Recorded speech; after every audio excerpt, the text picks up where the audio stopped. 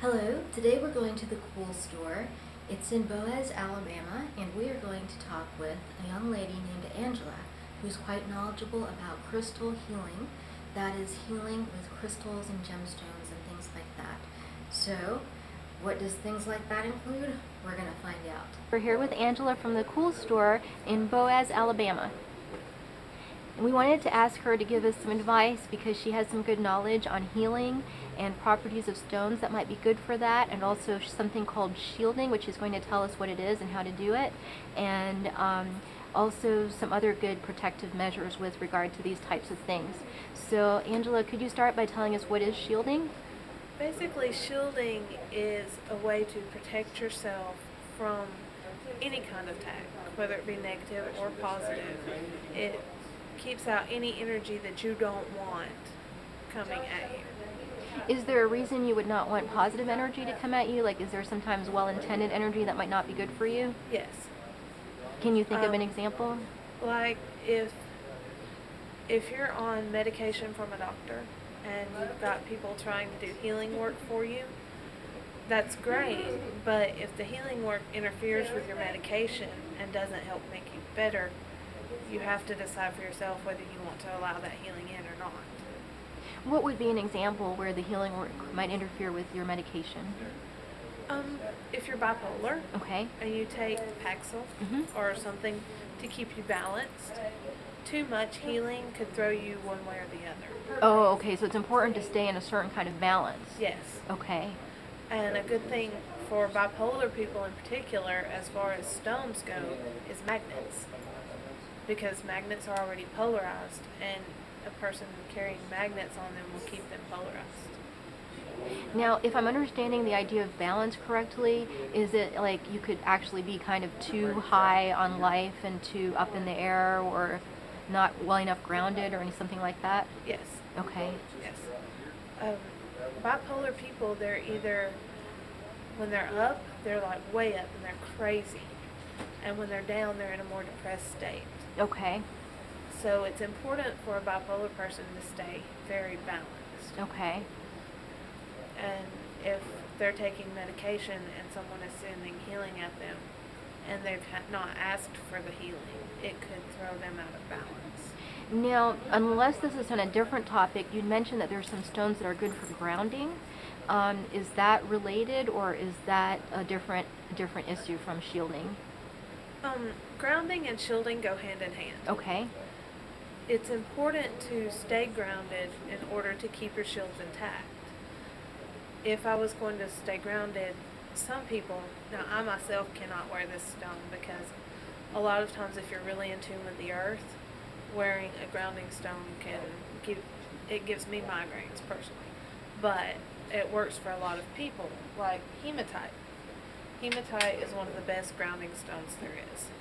Can you hold it up so we can see it better? It's a very shiny stone. Okay. Looks kind of like pewter gray. It's got a metallic shine. It's very, very good. It's kind of heavy. But if you cut it, and I find this really interesting about hematite, if it's cut on a cutting wheel, the dust turns the water red. So if you cut it in thin sheets, it's actually really red, which is a color of earth, because you have red earth. Do you know why that is? I have no idea. Okay. It's just one of the things about the stone. It's really interesting.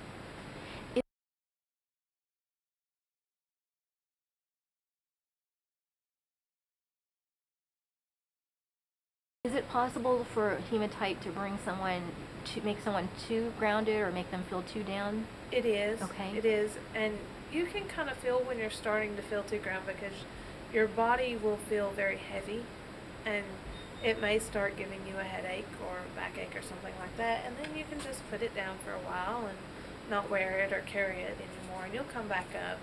It's all in attune with the earth. Okay. Now, I read somewhere that it might be important how you store the stones when they're not being actively used. Are there any guidelines for that? A lot of times people will store their stones, like I have mine in a box. Okay. but you can store them in bags or wrapped in cloths or somewhere and put away out of the sunlight. Okay. And Now, that will help them go dormant. I also read that sometimes either sunlight or moonlight could be good for stones, and the idea of charging or cleansing. Could you explain how that works? If you put a stone, like for instance this quartz stone, in the moonlight or sunlight, it will gather the energy of the moon, the energy of the sun, and it will help the stone work better. Okay. It can also clear out any negative energy that the stone may have gathered from being carried on a person. If you're using the hematite, for instance, to ground you and keep you, and it's also good for warding off negativity because it's reflective. Oh, okay. If you're using the hematite for that, and it gets too full, and you can usually tell because holding it in the palm of your hand, it may feel to you it may hurt a little bit. There may be like a little bit of a pain in the center of your palm if it's too full, or you may just feel like the stone is too heavy. If you put it outside in the sunlight or the moonlight for what we call a moon cycle, which is a full month, the moon will take care of any of that and ground it out and clear out all the negativity. And the sun, during the day, will charge it back up and get it back to where it was when you started using it.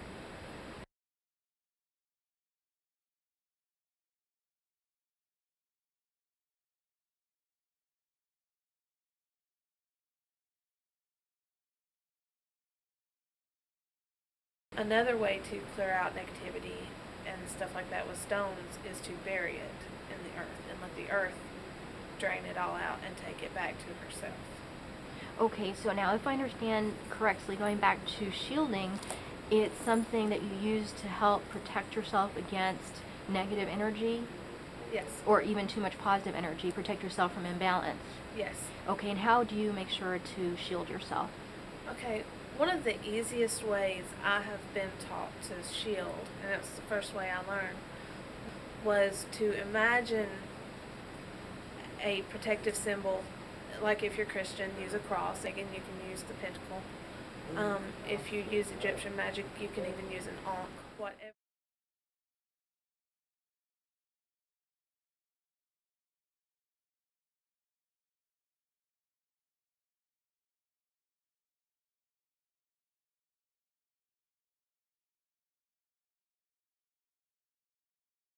Whatever to you is something that you feel safe around.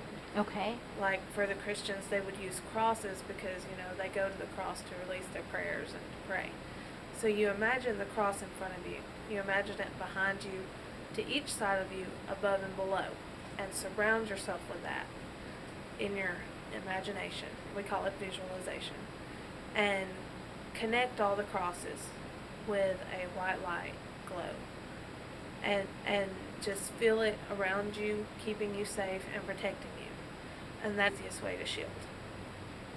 There are a lot more complex shields. Some people take that basic thing and they use white light energy, and they'll just envision all of it being white light.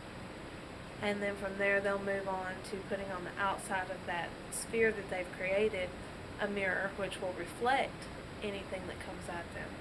And then there's more complex ones than that people imagine blades on it and stuff like that. So you can do anything you want with your shield.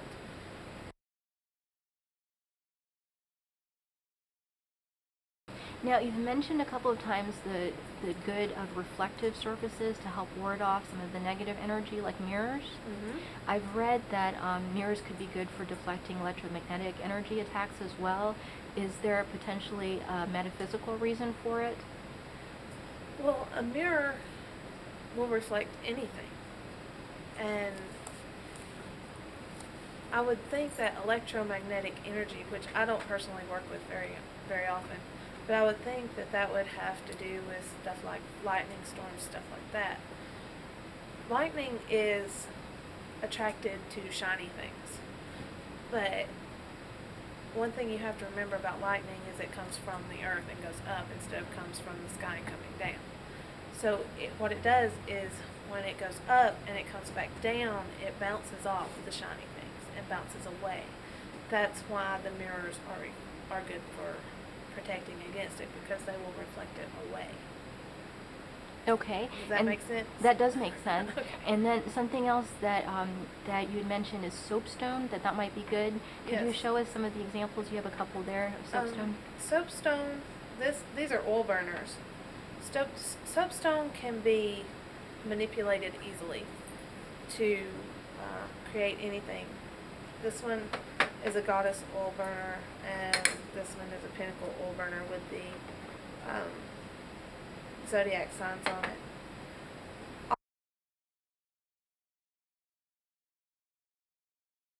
All I really know about soap's easily manipulated. It's good for attracting or protecting from electricity shocks. Mm-hmm. So it's a very grounding stone. Just most brown stones, such as soapstone, I have tiger's eye here. Actually, this one's tiger iron.